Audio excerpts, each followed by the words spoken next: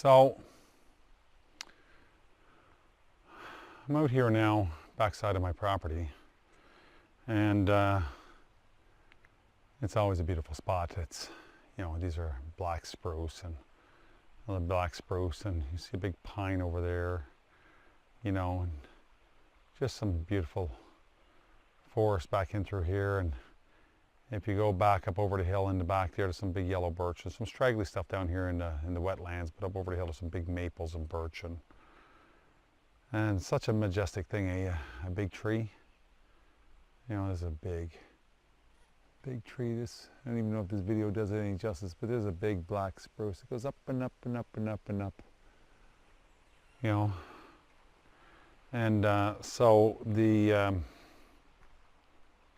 it's too often that people look at these things and just say, wow, how much lumber could I get out of that? And I could be guilty of that. I have a little sawmill, and it's a hobby. And we build a few little things with it, and I can saw my own lumber. I would never cut these trees down here. They're not on the chopping block, not even by any far stretch of the imagination. I mean, I'll silviculture it a bit and clean out the dead scrub and what have you. But my dad used to say, if a man just used a tree for his own needs, he'd cut down what he needed, and he'd stop. But if you make a tree worth $1, he'll cut down every Jesus one in the forest. And I guess that's true about most things. And they talk about global warming and this and that and blah blah blah. And I don't think that's an issue. I think that's absolute nonsense, this global warming thing. I mean, it is getting warmer, but I don't think it's because of humans, and I think that this is just cycles that the planet goes through, like I've said before, a heartbeat, inhalation, in, out, that sort of thing. But insofar as the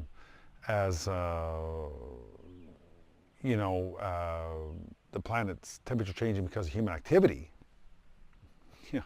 the volcanoes that went off this year spewed out more CO2 than humans did since there's been humans.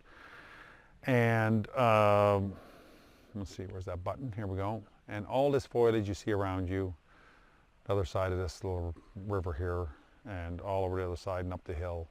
I mean, there's a lot of trees here. Some nice big trees, These are 18 or 20 inches across. I mean, there's bigger trees on the west coast. This is the east coast, but all these trees breathe CO2.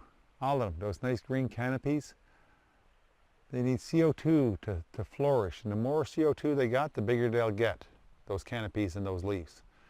And the bigger those leaves get, the more stomata is underneath of them. And the more stomata under the leaves, the more CO2 they inhale. And the more CO2 they inhale, the more oxygen they release from the air.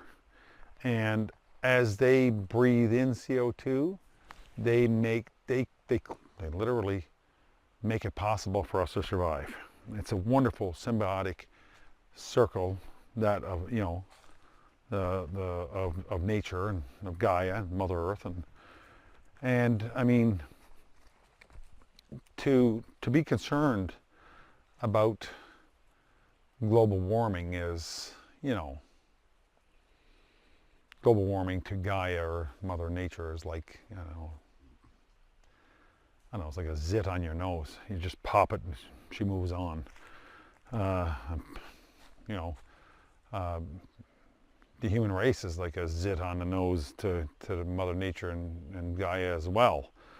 And so if there's something we should curtail, it's our waste. The planet has a lot of resources. These trees are resources, and in the right hands they're used properly. You can get a lot of use out of them, and in the wrong hands they are squandered and turned into junk that's just thrown into the landfills. And plastic Keurig cups and all kinds of things are fine examples of that. Just huge amounts of waste that, and if you were to take a look here on, now I burn firewood, releases CO2, but if you look around here, you'll see a lot of felled trees, a lot of a lot of rubbish growth on the property, wind, stuff that the wind has blown down, and the ants have gotten into, and the birds have gotten into, and some of these trees, of course, are habitats for insects, and it's a place for woodpeckers of course, to get the insects that are eating the wood fiber, and so nothing is wasted. But it's also a good source of heat for me, along with all the smaller trees that are choking out the life of other trees that could get bigger and be more majestic. I mean, the planet has been managed by one thing or another, humans in particular, for a long time, and done properly, there's not really an issue with that. Should we be spraying automotive paint into the atmosphere? Probably not. As far as CO2 emissions from wood-burning fireplaces and cooking in Africa over coal, I mean, that's just nonsense. I mean, Africa has a lot of other issues besides that, but I mean, that as far as that creating global warming, and then of course, trying to curtail global warming by telling third world countries they can't develop themselves because the West has already ruined everything through its own development and its own advancement in technology and comfort. I mean, you got to be a simpleton to think that anybody would fall for that argument. Oh yeah, well, we got to live like we have we're not allowed to move forward and have better things for our children because you guys already screwed up for the rest of us. Oh, sure, no problem. Yeah, piece of cake. We'll just stop trying to move forward right now. We'll just go back to our caves and our loincloths. It's absolute nonsense. If you think that way, then you're retarded. So it's not the use of nature that's the problem. And it's not, the CO2 is not a problem. The problem is the waste of valuable resources for absolute frivolous nonsense. I mean, the guy who invented Keurig cups, he never thought, I forget his name eludes me right now, but he never thought that they would be used the way that they are. And it destroyed him, as from by all accounts. I never met the man, but if you go to the landfills, they're an absolute disaster. Reusable shopping bags. If you go to the landfills, I mean, they got rid of single-use shopping bags, which were not single-use, by the way. Most of them got 3 and 4 and 5 and 6 uses out of them before they ended up in the landfill. And then they were garbage bags.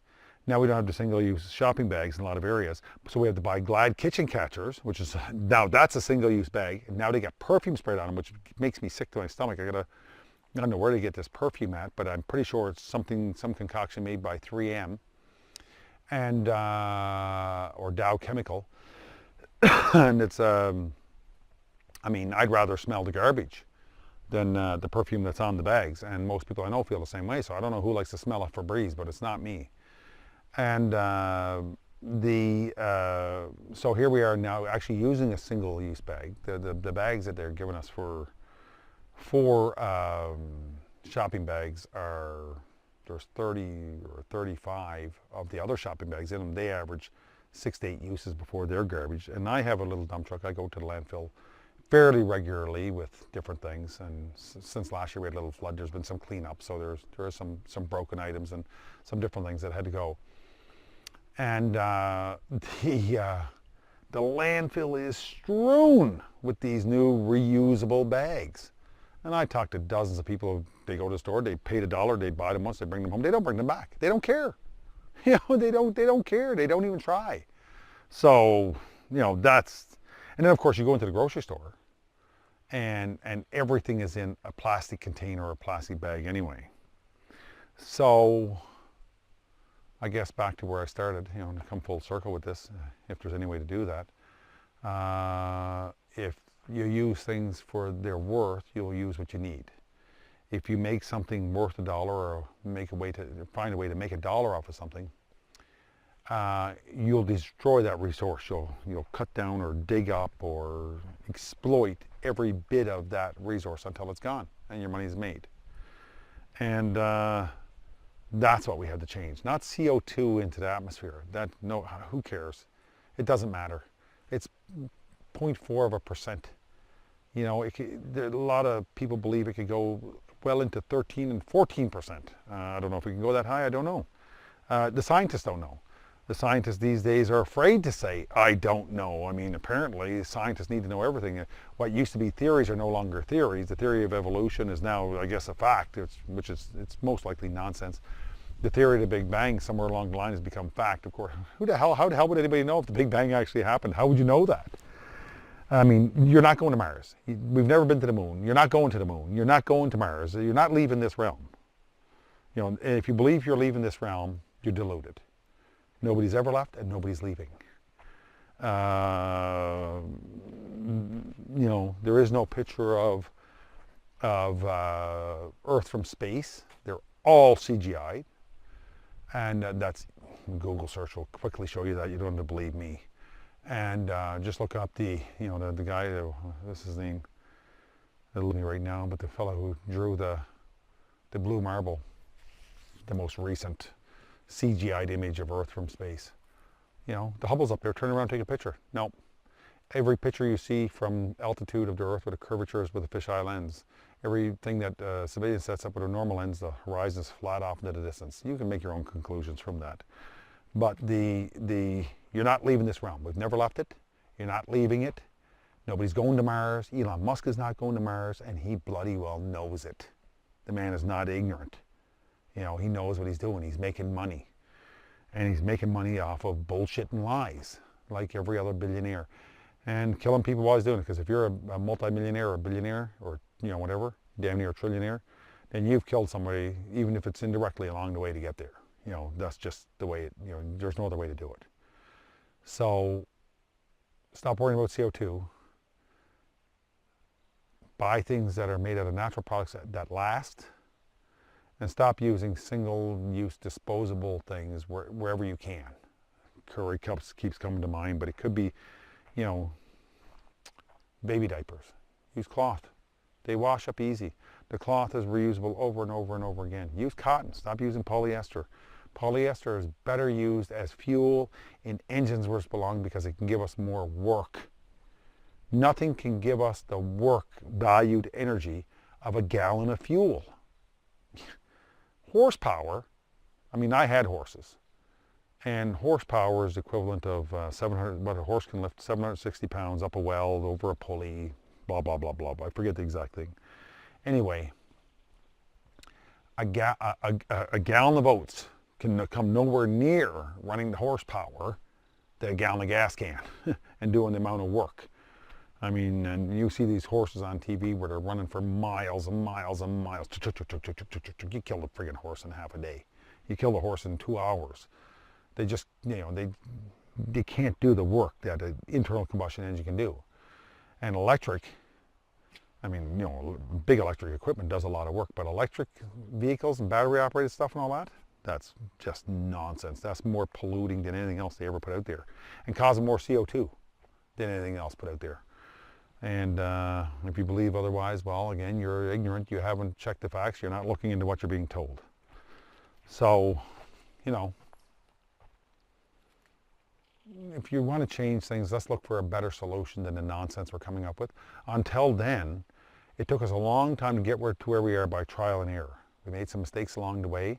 We had windmills, we had steam engines, we had water power. And these things work great, but they had their limitations.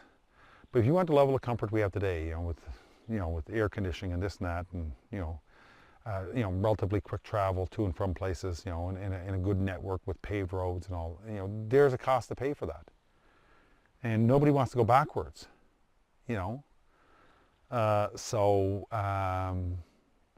stop wasting your time on frivolous ideas that aren't going to work. And let's be more efficient with what we do have and in how we use it. That would go a lot further than wasting our time with, a Tesla vehicle. I mean, I like the idea of one. I like that idea, but practically, it doesn't work, and it's not going to work with the technology we have today. So either we wait on it, or we look for something else. But in the meantime, emission controls and all that, that's a whole different thing, but, don't work. We burn more emissions creating emission controls than the emissions would have put into the air in the first place. So let's, you want to save energy, you want to save coal, take down your friggin' Christmas lights. Put up a couple of candles. Christmas lights across North America. Oh my God, the energy that goes into, and at peak energy times in North America, in the cold areas of North America, when people are trying to heat their homes with electricity, those who don't burn wood like myself, and you're firing up millions, billions, probably trillions of Christmas lights, just sucking the coal through the grid. And of course, then that doesn't count the energy and, if you believe in the spirit of Christmas as a Christian, okay, I'm pretty sure this is not what Jesus wanted. And if you believe in the spirit of Christmas as just giving and Santa and that whole thing, that's fine too. But I'm pretty sure the spirit of giving does not entail being wasteful in our our energy use and our needs, our requirements, and how we go about things. There's a better way to do things than to put the most Christmas lights on your tree and win an award for the biggest consumer of power this Christmas to light up your house. And not just power, the waste and the energy that went into making the materials that you're putting up. Make some stringers out of popcorn. I mean, I'm not advocating anybody put candles on their trees. I mean, that's just a fire hazard. But if you have one string of lights on your trees and put a candle in your window and have a nice dinner with your family, and sit down and give each other a hug and a kiss. Isn't that what Christmas is? Like, back off with the lights. Back off with the and then of course now in the winter, now you're going to be Christmas lights, heat, and plugging in Teslas. Talk about wasting energy. You won't be long shutting down the power grid. Then you'll be sitting there at your Christmas dinner, but a cold Christmas dinner in the cold. So I'm wondering what you're going to do to keep warm. And well, for a lot of you, that would be too hard to figure out. This is why so many children are born in September. But anyway, so stop worrying about CO2. And you don't have to hug a tree, but don't waste one either. Put it to good use, and look after that wooden product or that steel product that will last you a long, long time if you just look after it just a little bit. The plastic lawn furniture is going to last 2 or 3 years, and the sun's going to destroy it. The wood will be there, and when you're done with it, it'll rot into like it's supposed to. The plastic, it's better served as in the tank as fuel to do work. So just ponder that and see if you come anywhere near the same conclusions that I've come to on it. Cheers.